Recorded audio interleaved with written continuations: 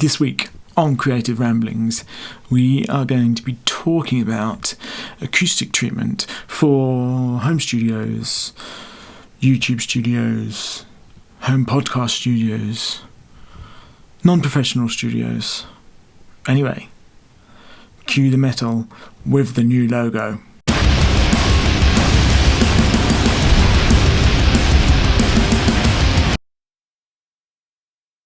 Now, I'm going to divide this into two sections. Number one is for recording. Number two will be for mixing.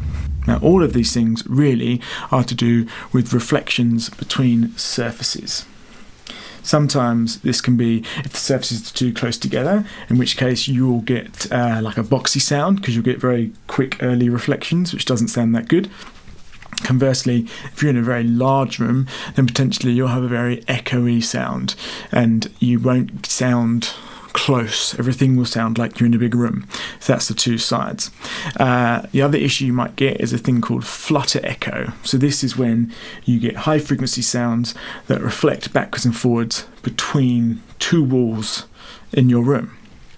The other end of this is a thing called a standing wave, which is where low end gets caught between the two walls, and effectively the wavelength, literally the length between each wave, peak and trough, is the same dimensions as the room that you're in. Flutter echo, you will just get a sort of general lack of clarity. You know, if you stand in your room and you clap and you can hear it go that's flutter echo, and you'll hear that on sort of all the recordings you make in that room. Standing waves, as I've just said, is the same as flutter echo, but with the low end. So if you're recording an acoustic guitar or electric guitar or even a voice, I've had awful times in rooms where I had this real like in my voice because the room. Now for monitoring, so if you're going to use the room for mixing or listening to anything critically, then flutter echoes / early reflections will give you a really mixed stereo image. So your ability to place stuff in the stereo field, or if you're in 5.1 in the 5.1, will get very difficult. The same thing with flutter echo. If you have all this high frequency energy fluttering backwards and forwards above you, then how can you possibly know what is coming out your speakers and what is being referred back to you in the room? With standing waves, if your room has a whole big load of low end, and I'm talking below 150 hertz type low end, how can you make accurate mix decisions on the low end? Because you'll be constantly removing that frequency, and actually you end up with what you're mixing sounding lacking in that frequency because your room is adding so much more.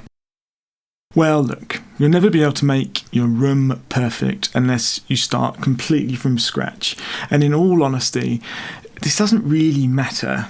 You just need to make your room good enough for what you want to do. And look, you have to be slightly realistic in this fact. If you have a 10 foot by 10 foot bedroom, you're not going to be recording a symphony orchestra. So the point is, you've got to make the room within reason good enough to be able to do what you want to do. So the first thing you should think about is, what do you want to do with the room? And be serious about this. Are you recording things? If you are recording, what are you recording?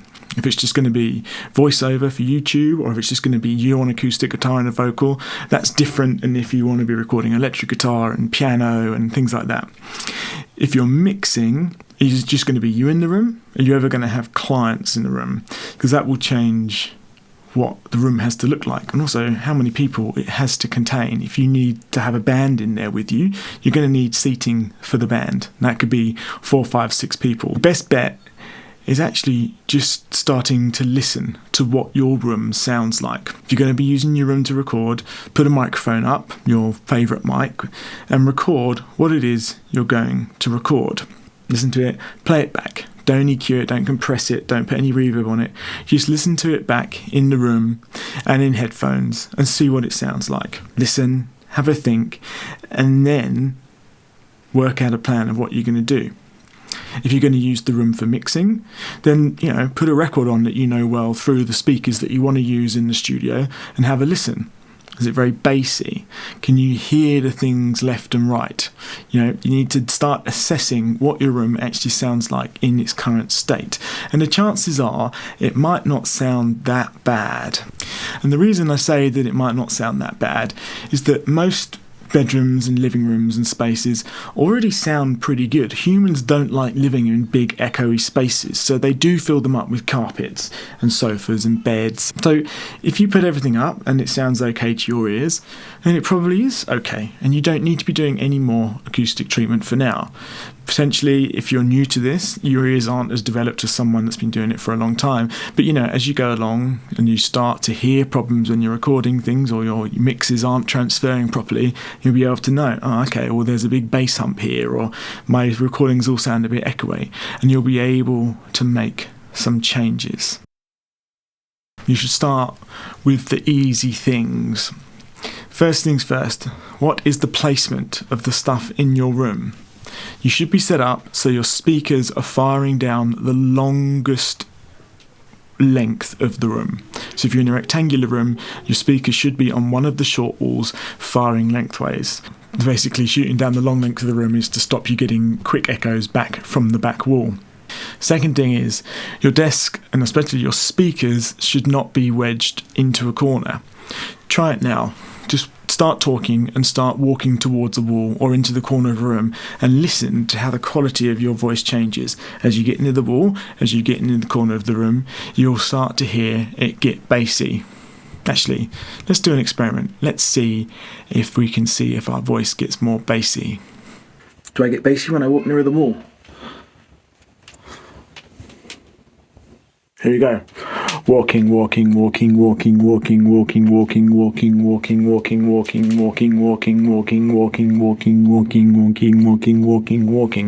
Interesting.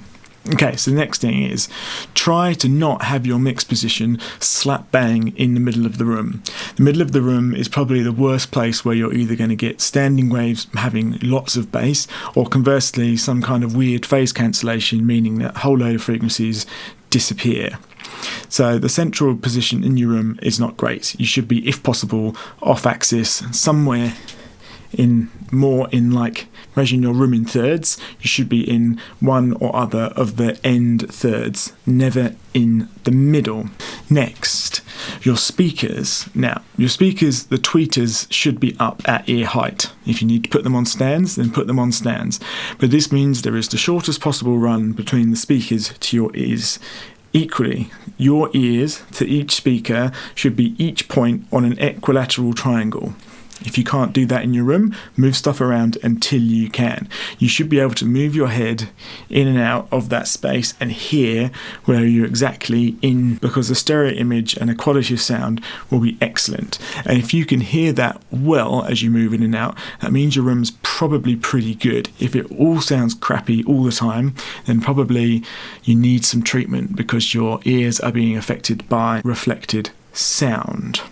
Now, with your speakers, do not have huge speakers in a tiny room. This will not help. You'll just have too much bass and it will overwhelm the room. Ideally, you want to mix on the smallest speakers that you can. This might sound counterintuitive, but unless you're in a very big space, which can really deal with all that low end, then they're just going to be confusing and difficult. Also, with speakers, make sure that they are mechanically isolated from the desk if they're sat on your desk, because your whole desk will basically act as a giant subwoofer and will vibrate in sympathy with your speakers and will cause a lot of low-end muddiness. Get your speakers on some of those like ISO pads, or have them stood on separate stands directly on the floor with very heavy stands so they don't vibrate, and that should really help. So if you can, put a sofa in the room. Sofas are giant dense lumps of foam that acts as a pretty good lump of both bass trapping and also acoustic absorption. If you have wooden floors, experiment with putting a rug on the room. Now, if you want to record in the room and you want to get those reflections off the floor, then maybe don't cover the whole floor with a rug. Next easy thing to fix is if you have curtains in the room, put heavy curtains up. When you draw the curtains or open the curtains, you effectively are putting a giant bit of acoustic dampening across one wall. So you can have them closed and to create a more dead space, or open them up to get a bit more of a brighter space. Also, you don't need to stick anything to the walls, so if you're in a rental or something like that, then curtains are excellent. Next thing is a bookshelf with books on. You'll quite often see the back walls of studios will have these very expensive and sometimes quite pretty audio reflection things. Diffusers is what I'm trying to look for the word for. Now, what also looks a bit like a diffuser is a load of books in a bookshelf. As well as being diffusers, they work pretty well as absorption, because a whole load of paper, generally sometimes bound in leather or whatever material, will actually absorb some of the energy from the audio. Then finally, the other way of making it really easy is to use headphones. Now, they don't have to be expensive headphones, but you just have to be really on top of what they sound like. Ultimately, if you're just using headphones and a microphone, you're probably not going to need that much treatment at all. The other thing I haven't spoken about in this video is these reflection filters, which I think SE Audio make one. I mean, everyone makes one. Aston make one. They sort of look like phone boxes or something similar. They basically sit behind your microphone. And the thinking is with those is that basically all of the sound that goes past the microphone gets absorbed into the panels behind the microphone, and then you don't get any reflections. I've never owned one. I've never tried recording with one. I assume they must do something, but I've never heard it from my own ears. What I normally do is, if I'm in an untreated space, is basically hang a duvet on the back of a door and put the microphone up so you're singing into the duvet. For the cost of those mic filters, you could buy a lot of foam or fiberglass panels for your room. So I think probably on balance, I would buy the treatment to treat the room rather than one of those little orb things to absorb your voice. That is acoustic treatment. In conclusion, I think what I'm trying to say is that with a bit of thinking about what you actually want to achieve in the room, and a little bit of planning about what you can do for cheap or free, you can actually get quite usable results without having to drop lots of money.